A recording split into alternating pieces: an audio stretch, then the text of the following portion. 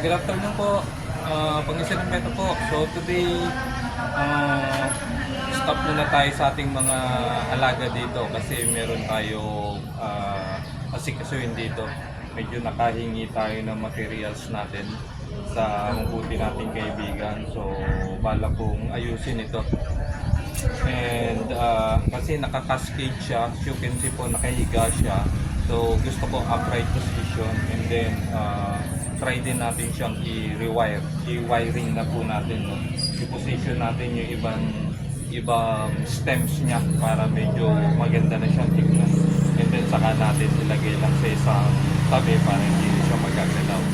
So ayan po, sabi ko nga sa inyo, hindi lang po ako animal hobbyist. So plantitos din po ako. So try natin po ito. No? So tignan niya na lang po.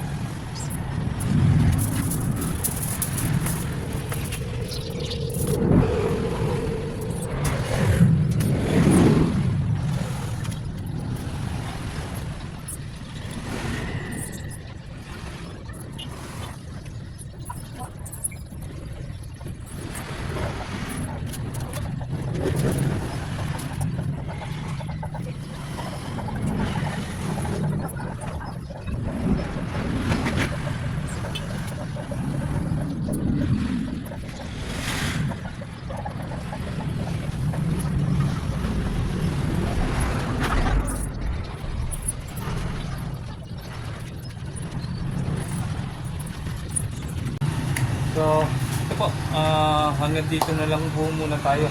Hindi na kaya ng powers natin.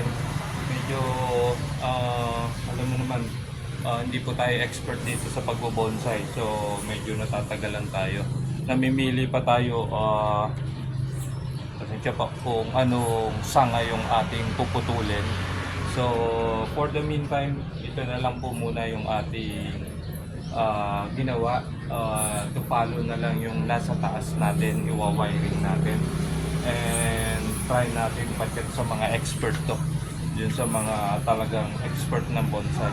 Paano nila madagdagan ng ayos itong ating bonsai dito. So for the meantime, ito is ilagay na natin sa isang sulok para hindi na siya magagalaw. So from time to time na lang natin siya dagdagan yung wirings niya, no? Especially dito sa taas, may ayos sana natin to. So most probably baka bukas ayusin ulit natin. Kaya try natin yung wiring. Alam niyo naman, hanggat hindi natatapos, hindi ako tumitigil. So continue natin to bukas. So pang-isang beta po ulit. Maraming salamat.